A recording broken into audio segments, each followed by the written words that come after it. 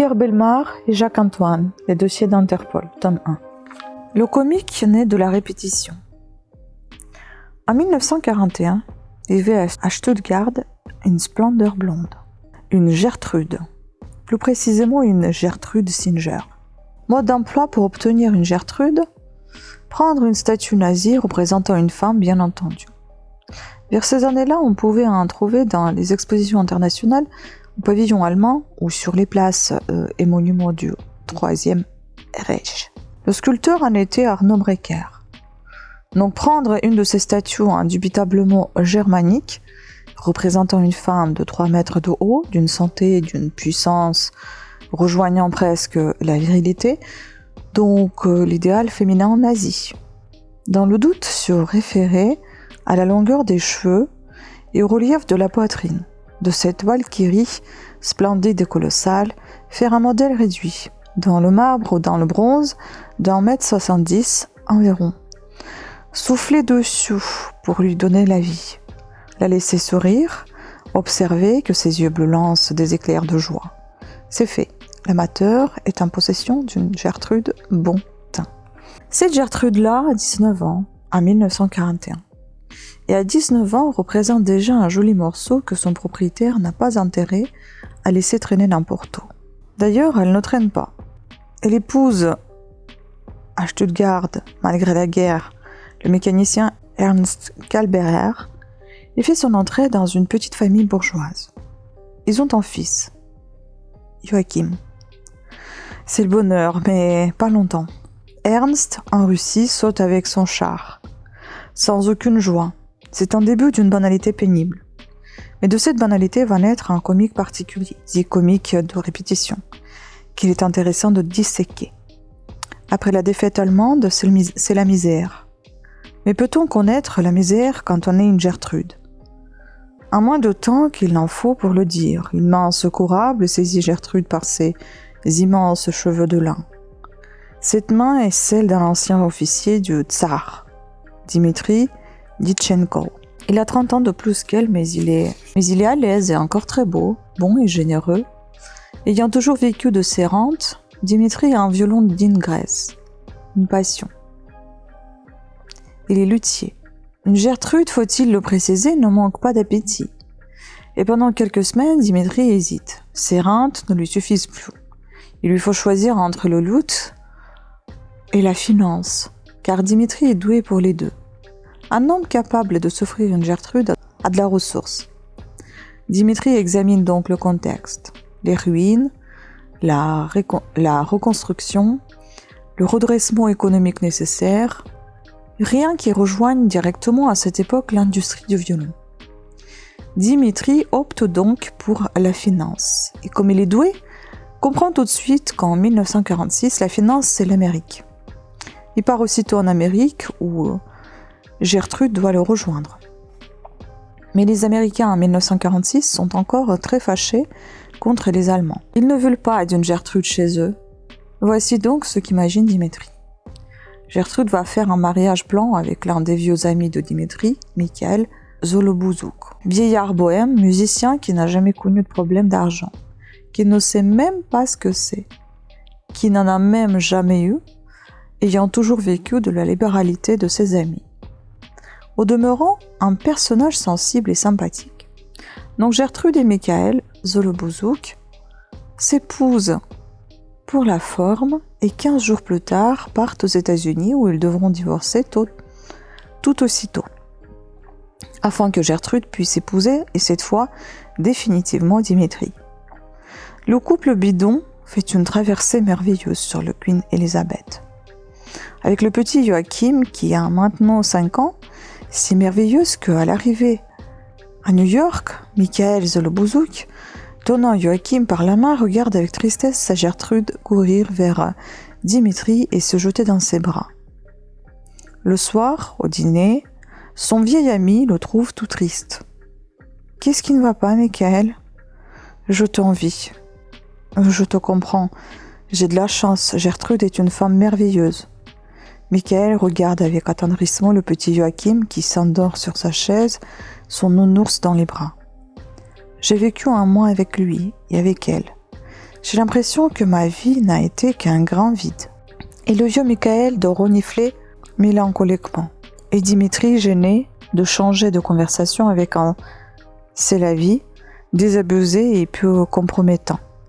Le lendemain, c'est au tour de Gertrude de demander à Michael « Ça ne va pas, Michael ?»« Non, je suis malheureux. » Gertrude ouvre tout grand ses grands yeux bleus.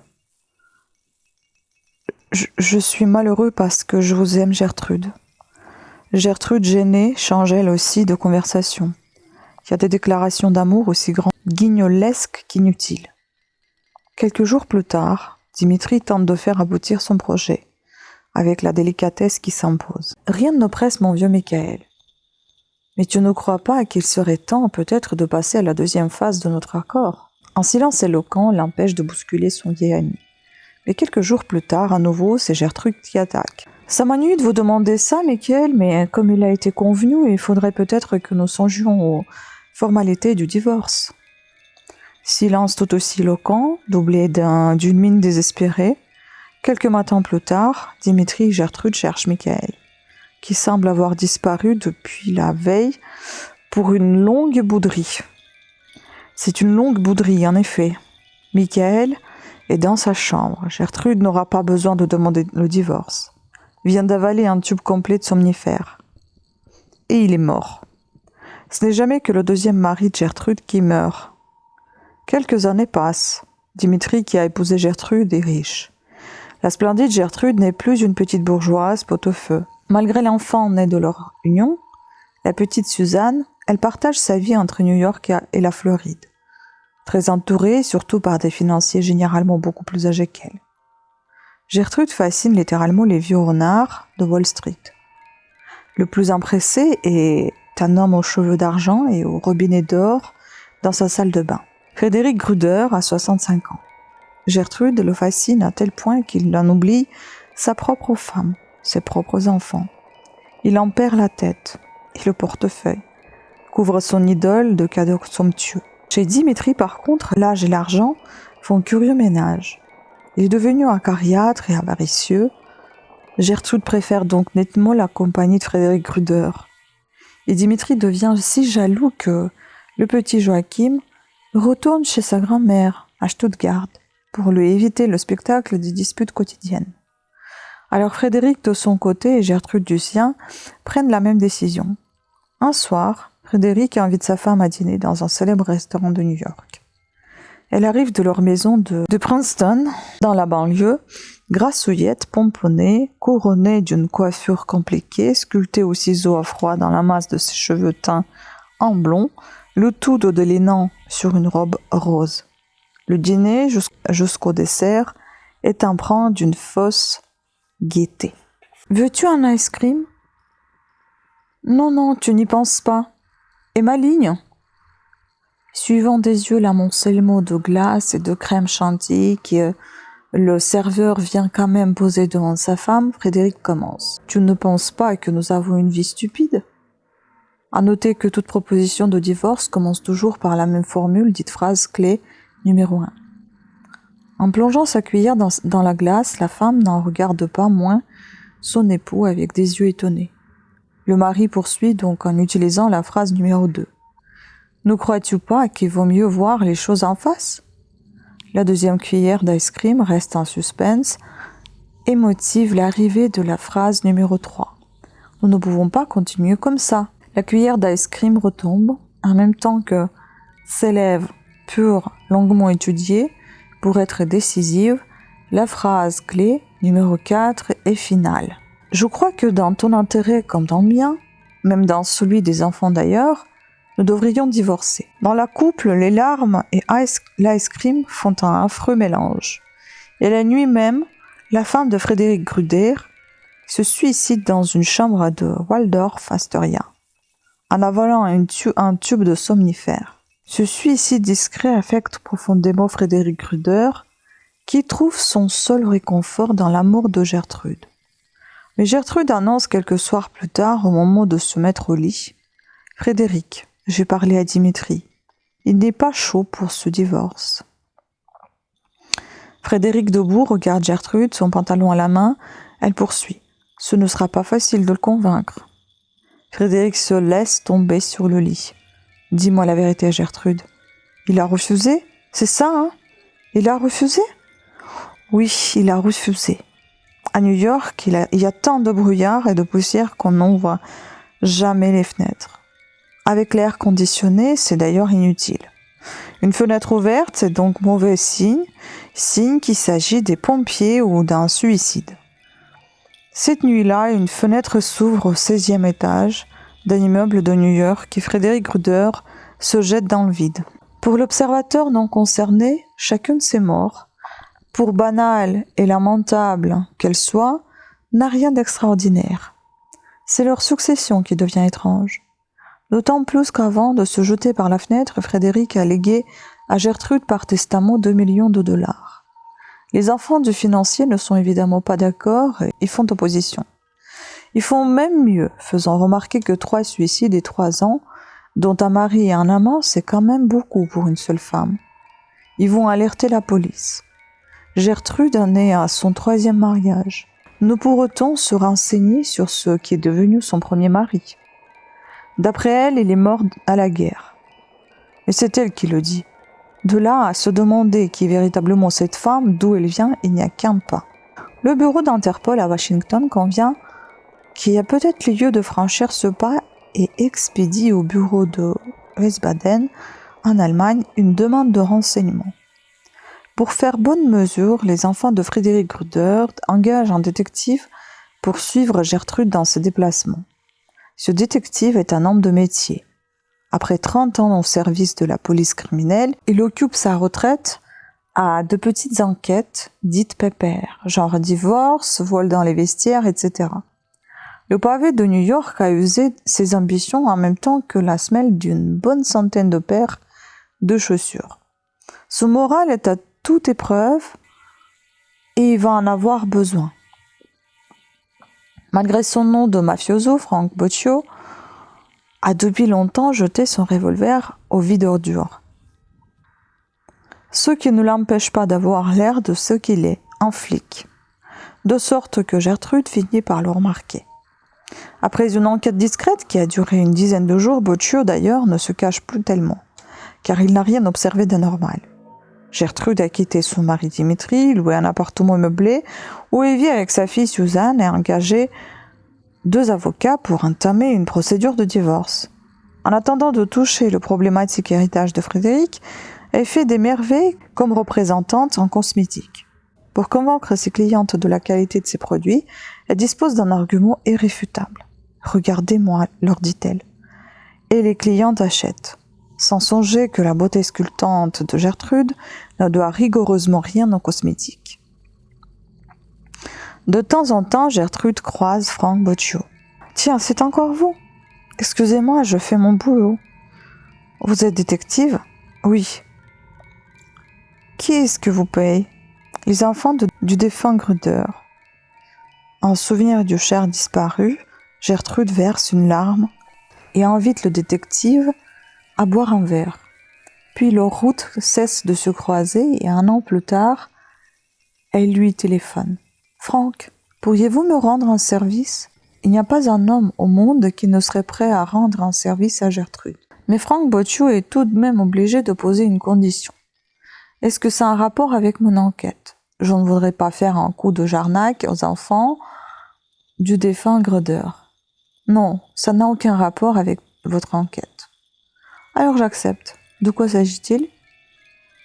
Notre divorce est prononcé depuis 1 mois, s'explique Gertrude, et le tribunal m'a confié la garde de Suzanne. Mais son père a le droit de la voir 1 fois par mois, accompagné d'une tierce personne que je dois désigner. Mais Dimitri n'a accepté notre divorce que de mauvaise grâce. L'un de mes avocats vient de me conseiller de me faire accompagner par un détective. Comme détective, je ne connais que vous, alors je vous appelle. Quand a lieu ce rendez-vous? À 13h au Muséum de Sciences Naturelles. J'arrive. Le 7 février à 13h, alors qu'il neige, Gertrude plus belle que jamais et Suzanne, émitouflée dans un petit manteau de castor, attendent avec Frank Boccio et une centaine de personnes devant la porte d'entrée du musée. Alors Frank, quelle a été la conclusion de votre enquête? J'ai conclu que vous êtes tellement belle qu'il n'y a rien d'étrange à ce que l'on se suicide autour de vous et que vous fassiez des jaloux. D'ailleurs, vous savez, vous avez un dossier maintenant à Interpol. Ils ont fait une enquête complète. Ça n'a rien donné, bien entendu. Gertrude surveille les alentours car il est 13h10 et Dimitri est en retard. Il est à 13h13, pose son bras sur l'épaule de Gertrude. Il est toujours grand, beau, riche, mais sombre. Je te présente Frank Boccio. C'est la personne qui nous accompagne. Bonjour, vous permettez que je dise un mot à Gertrude ? Et sans attendre de réponse, Dimitri tire sa femme à l'écart. Frank Boccio, qui reste dans la queue, tenant Suzanne par la main, voit Gertrude et Dimitri discuter. D'abord très attentif, il se rassure peu à peu en voyant que la conversation ne tourne pas allègre, mais tout d'un coup, Dimitri plonge sa main dans la poche de son manteau et sort un revolver. Lâchant la main de Suzanne, le détective se jette sur l'ex-mari, qui a le temps de tirer une fois, plaqué au sol par le détective, et avant qu'il ait réussi à le désarmer, Dimitri tire encore 2 coups de feu. Les gens qui attendent l'ouverture du musée se sont jetés dans la neige. Frank Boccio se relève le premier, le revolver à la main, et court vers Gertrude. Il est inanimé, du sang coule. Dimitri, qui s'est relevé à son tour, attend debout, les bras ballants, tandis que Frank Boccio, qui ne sait plus où donner de la tête, se met à la recherche de Suzanne, qui s'est enfuie en pleurant au premier coup de feu. Il la retrouve et se rend avec elle au commissariat un quart d'heure plus tard. L'enfant, toujours émitouflé dans son petit manteau de castor, attend assise sur un banc, et il ne sait pas que sa mère est morte. Frank Boccio sort du bureau du commissaire au premier étage, descend la moitié de l'escalier et la meute d'aéroports et des photographes se jette à sa rencontre. Au milieu des éclairs, des flashs, un journaliste lui demande à voix basse : « C'est vous qui allez dire à l'enfant qu'elle n'a plus de mère ? Il faudra bien, mais je ne sais pas comment lui dire. » Là-dessous, les journalistes remarquent la pâleur subitée du détective. Il se cramponne à la rambarde de l'escalier aussi pendant 1 ou 2 secondes et tombe, la tête en avant, mort d'une crise cardiaque. Dimitri Ditchenko n'a opposé aucune résistance aux policiers qui l'ont arrêté et son état a nécessité un séjour dans une clinique psychiatrique où les médecins l'ont examiné longuement. Enfin, l'un d'eux l'a regardé bien en face avant de lui dire : « Dans les circonstances que vous traversez, je crois qu'il est de mon devoir de vous informer qu'avec ce cœur-là, vous n'en avez pas pour plus de 3 mois. » Dimitri, paraît-il, n'a pas bronché.